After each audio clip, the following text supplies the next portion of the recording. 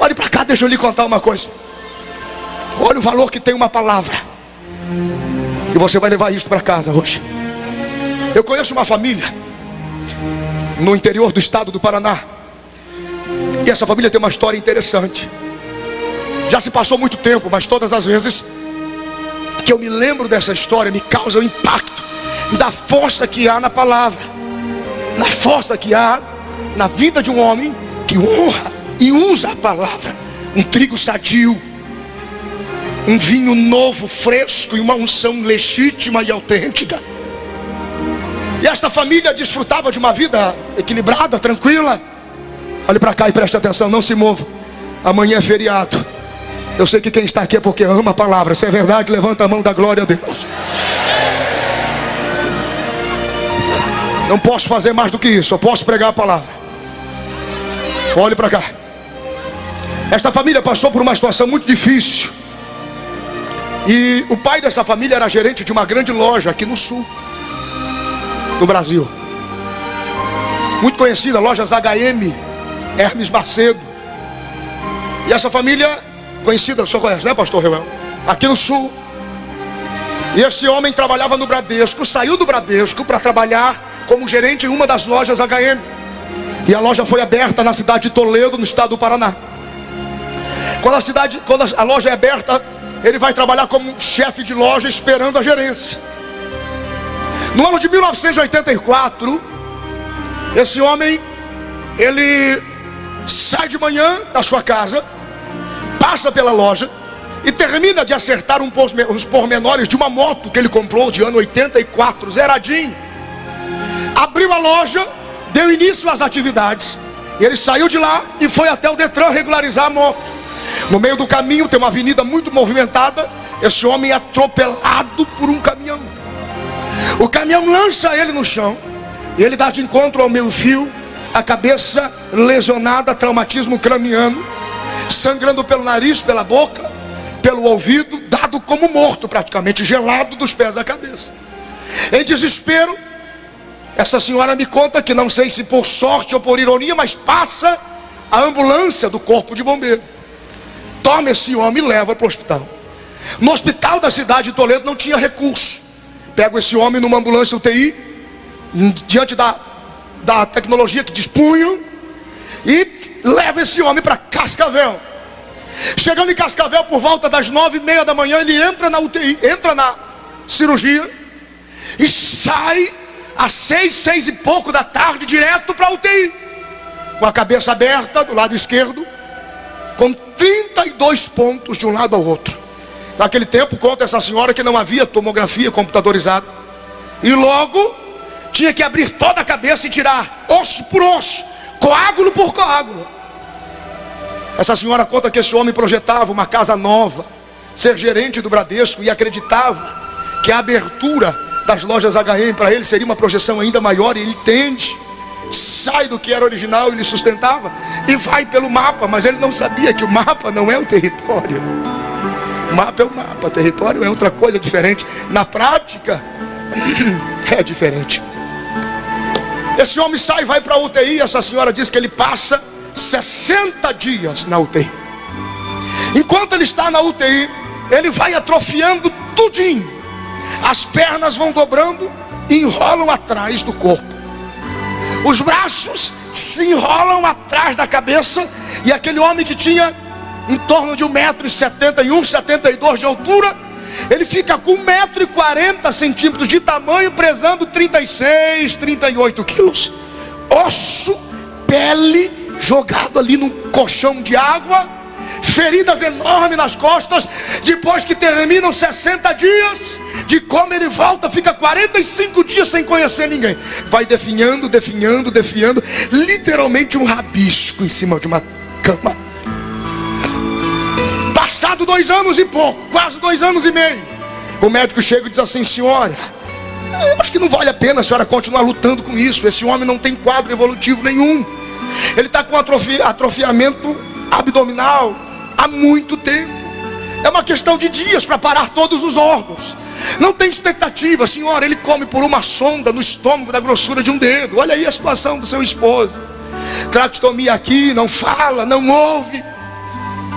completamente condenado. Por que a senhora não faz o seguinte? Volta para sua casa e leva ele com a senhora, espera alguma coisa. E naquele desespero, esta senhora toma aquele homem e leva para casa. E quando chega em casa, dias de penumbra e de desgraça se acentuam manhã após manhã, manhã após manhã. Os amigos, a família, todo mundo tem responsabilidade, mas ninguém ligava, ninguém dava as caras. Muita coisa se perde quando você está com problemas. Muita coisa se perde quando você tem problemas. Amigos se perdem, parentes se perdem, pessoas vivas e mortas, mortas e vivas se vão quando você tem problemas. E esse homem angustiado, essa mulher angustiada e esse homem moribundo, uma família pequena, ele, a mulher e um filho de 5 para 6 anos. Passando o tempo, ela foi tomada de um desespero, uma depressão profunda e não sabia mais o que fazer. Até o dia em que ela se levantou pela manhã e colocou na mente e no coração: vou resolver isso. Ela ouvia uma voz que dizia para ela: isso é vida para ser vivida? É assim que você quer terminar? Moribunda, com um homem largado, um rabisco sem ninguém. E a voz dizia para ela assim: olha, se você é inteligente, dá um jeito nessa vida.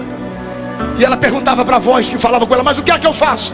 Tira a sua vida, e antes que a morte lhe mate, faça isso você, e prove que pelo menos assim você foi mais inteligente que a morte. Antes que a morte mate o seu marido, mate ele e você, e diga que este prazer a morte não vai ter, porque quem vai matar é você. Antes que a morte mate você, mate, faça isso você mesmo, porque este é o sentimento que o suicida tem. O suicida não quer se matar, ele quer matar o que está matando ele. Ele quer matar o que está desgraçando com ele, e ele acaba morrendo por isso no desespero. Ela sai sem rumo, entra no mercadinho, quadras depois da casa, e faz uma compra estranha. Compra um abacate, 2 bananas, um pacote de leite e uma caixinha de veneno para rato, baldrinho, aquele que tem um ratinho na capa. Leva para casa chorando, de manhã, de tarde, de noite, convulsivamente, um desespero. O filho pequeno sem entender nada, o marido amarrado na cama, todo torto, porque as convulsões que começaram com o acidente vinham de hora em hora, muitas vezes 4, 5, 6 vezes no dia, tomando Epelim 3 vezes ao dia, Gardenal toda noite. Uma desgraça, Reinaldinho, Reginaldo, deputado Reinaldinho do coração, uma desgraça. E aquela senhora me contando, que eu acho interessante essa história, por isso que eu estou chamando a sua atenção. Quando aquela senhora entra dentro de casa, o filho menor pergunta, o único filho que tinha pergunta: escuta, mãe, que é isso? Estou com fome. Há dias que não comi nada diferente. Ela diz: fique tranquilo, que a mamãe vai fazer para você uma vitaminazinha aqui, você vai comer, vai beber, vai ficar tudo bem. E ela conta que chorando, desesperadamente em prantos.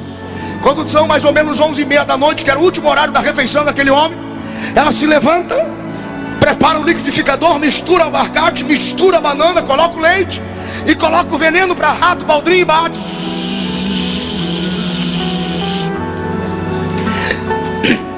Faz aquela vitamina. Aquele homem era alimentado por uma sonda na grossura de um dedo, direto no estômago, uma válvula que abria, uma seringa de 20 ml era sugada, injetado a vitamina, injetado a sopa. Não podia ser quente demais, porque queimava o estômago, nem frio demais, porque empedrava. Convulsão, praticamente de hora após hora.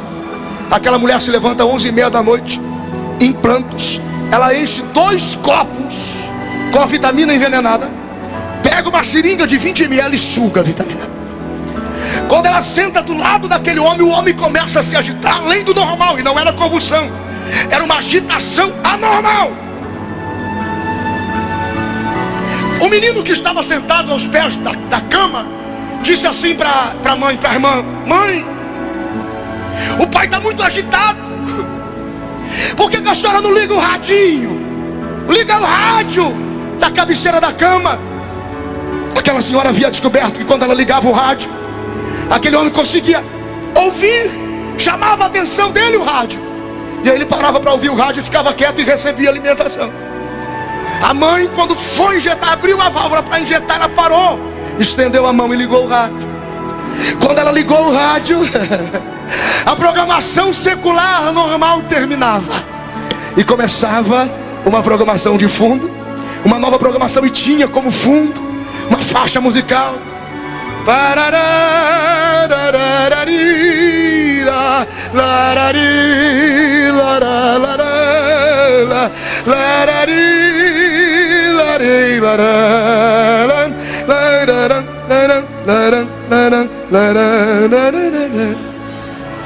De repente no rádio, pastor Oséias Gomes, saía um pastor com palavra. A saudação dele já era assim: povo de Deus, povo da paz, povo do amor e da esperança, muito boa noite na paz do Senhor. Está começando agora um culto no seu lar, e eu tenho uma palavra de Deus. Palavra, trigo. Aquele homem começa a falar com eloquência no rádio: irmãos, Deus está me revelando aqui no rádio que existe uma família agora junto ao pé do rádio. Coisas que o senhor faz o dia inteiro, pastor. Eu nunca pare de dizer isso, não importa se o senhor esteja sozinho. Mas ele disse: existe uma família junto do rádio agora que está no leito de enfermidade, um homem doente sobre a cama, e Deus me revela uma mulher com intenção de tirar a sua vida. Deus me revela uma mulher com intenção de matar o seu esposo e de matar essa criança pequena que está do seu lado. Eu convido aos crentes de Toledo, no Paraná, agora, que dobrem os seus joelhos comigo e comecem a orar. E ele começa a orar: espírito de morte, sai, sai dessa casa, sai dessa família agora, porque Jesus Cristo veio, senão para desfazer as obras do diabo. Espírito de morte, sai. Espírito do assassino, sai. Espírito da desgraça, sai. Espírito do túmulo aberto, sai. Espírito da cova aberta, saia. E ele começava, pastor Luiz Antônio: em nome de Jesus Cristo, em nome de Jesus Cristo, a palavra, o verbo, em nome de Jesus Cristo, em nome de Jesus Cristo, em nome de Jesus Cristo. A palavra é o verbo, o trigo vivo, o pão vivo que desceu do céu.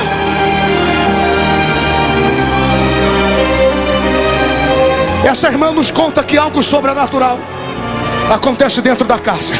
Quando aquele homem vai orando, vai clamando. Era uma casa de madeira, com uma cor de muito mau gosto. Perdoe, porque eu também acho de mau gosto. Dá para imaginar uma casa pintada de verde escuro por dentro? Verde escuro, é muito escuro, irmão. Verde escuro, casa de madeira verde escuro, é muito escuro. Se acende a luz, não adianta, irmão. Não há watts que clareie aquele cômodo. Um quarto verde escuro, mas tudo tem um porquê.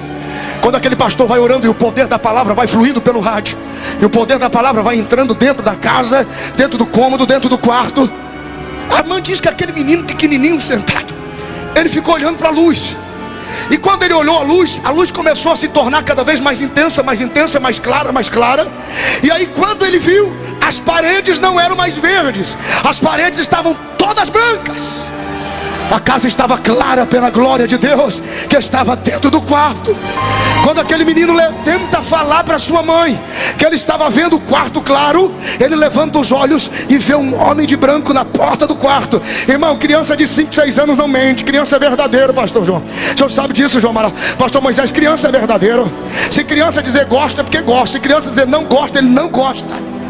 Se criança diz viu, ele viu. Se diz não viu, não viu. Ainda mais de 5 a 6 anos que começam os reflexos de defesa. E é natural. E ele levanta os olhos e vê. E a irmã diz que quando ele começa a ver aquele homem vestido de branco, ele tenta olhar para o rosto e não consegue. Muitas vezes mais forte do que esses holofotes. Diga-se de passagem, o pastor Takayama tem uns holofotes que ilumina até a alma da carreta dele. Ou trem forte aquele negócio, aquela luz. Escuta, ele não conseguia olhar para o rosto. Ele tentou chamar a atenção, e aquele homem sai da porta, e ele vê apenas um homem andando para lá e para cá. na sala de casa. Ele mal andava, ele flutuava com as mãos estendidas para trás, e havia um movimento suave. Ele consegue tocar o ombro da mãe. Quando ele troca o ombro da mãe, ele diz: mãe, tem um homem vestido de branco dentro da sala de casa, e eu acho que ele está doente igual o pai, porque as mãos deles e os pés deles estão vertendo sangue a tuas feridas. As mãos estão feridas, os pés estão feridos. Por isto Jesus se manifestou para desfazer as obras do diabo. Pastor Carlos Quintanilha, por isso ele se manifestou. Quando ele disse para a mãe, tem ferida nos pés, tem ferida nas mãos, a mãe levou um susto. Os 2 copos de vitamina envenenada, pastor Reuel, que estava no criado, parece que saltaram para cima, trincaram na parte de baixo. Eu acredito em sobrenatural. Quem ora sabe o que é isso. Quem usa a palavra sabe o que é isso. Sobrenatural existe. Eu estou falando com homens que vivem o sobrenatural de Deus. O copo trincou embaixo, a vitamina começou a vazar, e a seringa que estava na mão daquela irmã, ela trincou. Pastor Reuel, a vitamina escorreu pela mão. Ela gritou, disse: não!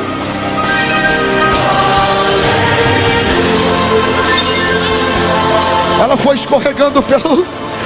escorregando pela cama. Essa irmã disse que caiu de joelho. Na hora que ela caiu de joelho, ela falava em voz baixa: Deus existe, Deus existe, e se lembrou de mim. Deus existe, e se lembrou da minha casa. E o menino perguntava: como é que a senhora sabe? Esse homem aí do rádio, conhece ele? Amanhã eu vou descobrir o endereço de Deus e vou na direção dele. Querido, quando uma igreja está viva, quando uma igreja está cheia de Deus, as pessoas correm para ela, as pessoas procuram o endereço. Aonde é o endereço de Deus? Aí está o endereço de Deus. A sua vida, a sua família, a sua igreja.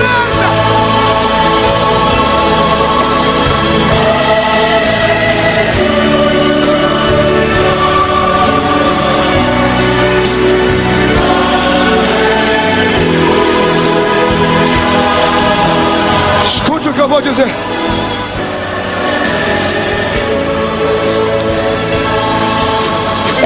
Essa irmã sai de manhã. Estou terminando o testemunho. Essa irmã sai de manhã e procura o endereço de Deus. Ela chega numa casa, uma casa de oração, uma igreja. Irmãs do ciclo de oração estavam orando, e ela achou engraçado. Umas oravam de pé, outras de joelho dobrado, outras com o rosto no chão. Outras profetizavam, outras corriam, outras saltavam, outras aplaudiam. Havia uma confusão, ela não entendeu. Mas quando ela entrou dentro da casa, ela disse assim: se Deus está aqui, se essa é a casa dele, eu quero um sinal.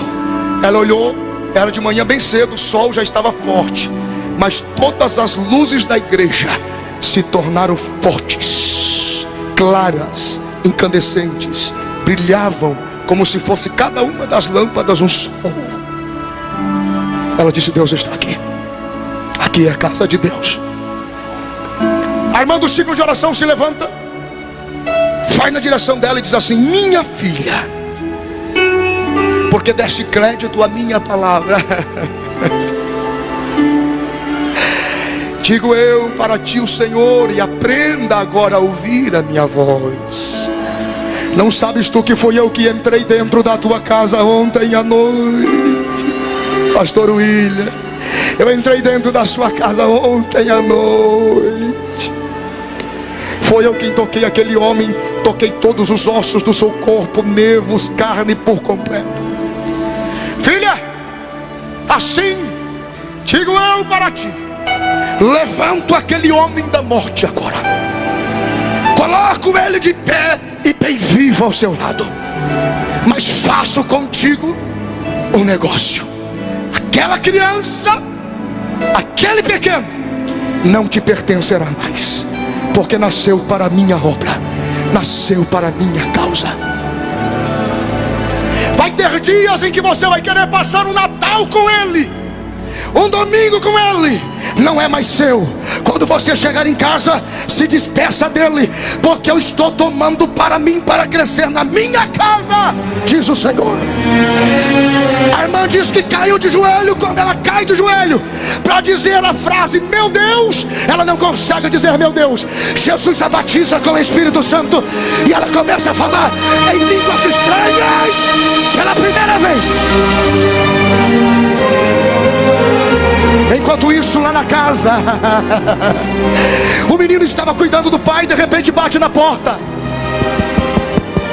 Quando ele corre para abrir a porta, era o vereador da cidade, Senhor José Pinto de Andrade. Quando ele abre a porta, o menininho olha e diz assim: pois não. E o homem diz assim: a sua mãe está aí. Ele diz: minha mãe não está, saiu. Escuta, eu trouxe umas coisas aqui para vocês. Aonde é que eu posso descarregar? O menino não entendeu, falou: tem uma área no fundo de casa, pode colocar ali. O homem vira o carro, a caminhonetazinha dele, e coloca 1, 2, 3, 4, 5, 6, 7, 8, 9 caixas de compra. Quando ele despeja a última caixa de compra, de dentro da caixa cai uma caixinha de bombom. Quando cai aquela caixinha de chocolate de bombom, aquele menino corre, porque Deus sabe como tratar com as nossas crianças. Aquele menino corre e abraça a caixinha de bombom e diz: isso aqui só pode ser meu. Isso aqui só pode ser meu. Quando ele agarra, pastor Luiz Antônio, na caixinha de bombom, ele olha para o homem e diz assim: tio, quem é que trouxe isso aí para nós? E o vereador disse assim, ele pensa um pouco, olhando para uma criança, 5, 6 anos. Ele pensa um pouco e diz: olha, foi Deus que mandou isso aí para vocês. E para criança você não dá uma resposta só. Criança é batizada no Espírito. Por quê? Por quê? Por quê? Ah, por quê? Ah, por que não? Ah, por que sim? Ah, por que não dá? Ah, quem é? Por quê? E o menino já mandou. Por quê? Quem é Deus? O homem se confunde, olha para o menino e falou assim: você nunca viu falar de Deus? Você não lembra da cruz? Você não lembra das mãos pregadas na cruz? Dos pés pregados? Você não lembra das feridas, das machucaduras? O menino olha e diz assim: ah, eu sei que é Deus, eu sei que é Deus. Aí o rapaz pergunta: mas como é que você sabe quem é que é Deus? Tio, ele esteve aqui em casa ontem à noite. E vou dizer uma coisa para o senhor: ele está muito machucado, mas nessa cruz ele não está mais não. Ele andava para lá e para cá. Ele andava e não tinha cruz. Ele andava e não tinha cruz. Ele andava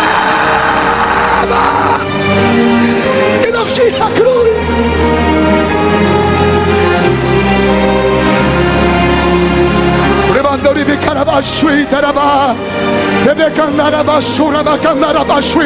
Por isso o Filho de Deus se manifestou para desfazer toda a obra do diabo. Levante as suas 2 mãos ao céu, se esta palavra do Filho de Deus ressuscitado é a verdadeira. Tem milagre para todos, a liberdade para todos, a cura para todos. Hoje chegou salvação.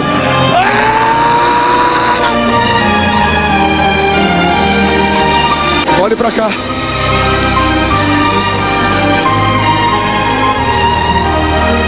Diga para o irmão que está do seu lado: existe uma palavra de Deus na sua vida, e esta palavra é para o diabo. Diga para ele: existe uma palavra de Deus na sua vida, e esta palavra é para o diabo. Diga para ele: ela está escrita debaixo dos seus pés. Comece a usar.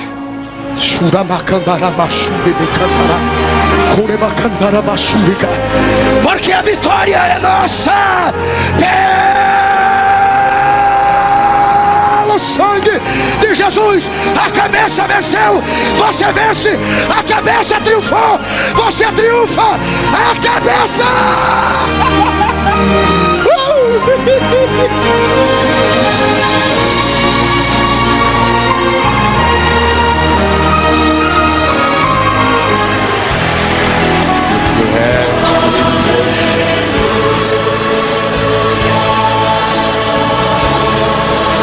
Olhe para cá todos, olhe para cá todos. Olha aqui nos meus olhos. Se você é o Filho de Deus, se você é filho de Deus, e se você tem o que Ele diz que você tem, chega de lutar, comece a triunfar.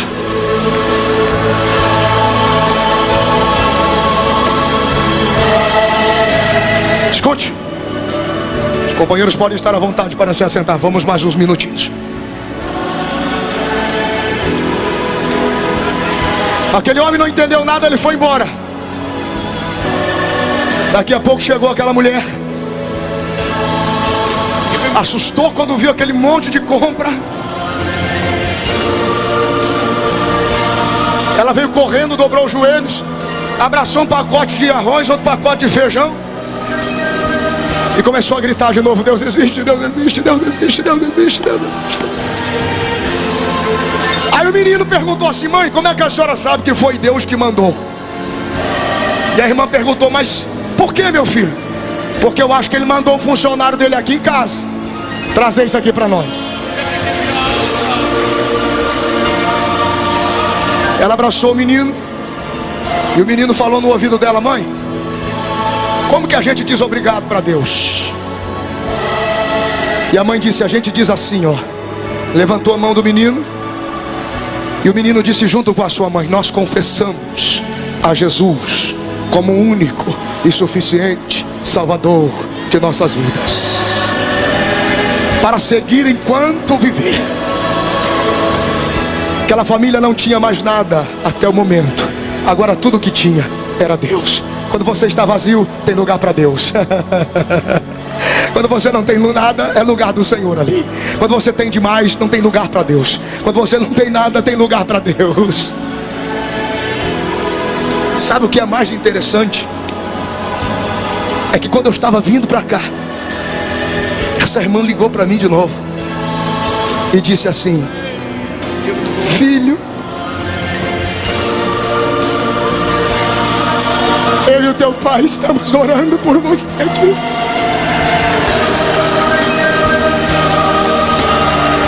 Eu e o teu pai estamos aqui orando por você. A minha mãe está lá em Toledo viva. O meu pai está vivo. E o menino cresceu. Está pregando nos 25 anos dos Gideões.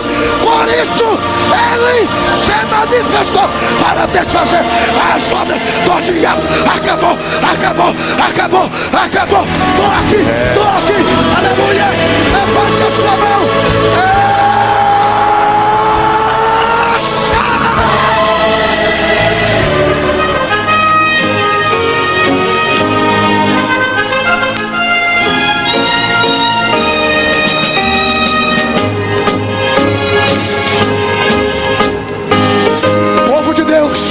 Povo da paz, povo do amor e da esperança, muito boa noite, paz seja convosco. Está no ar os Gideões missionários da última hora, 25 anos recolhendo gravetos da terra. Hoje nasce uma esperança pela internet, receba pelo rádio, receba Gideões, ginásio, púlpito.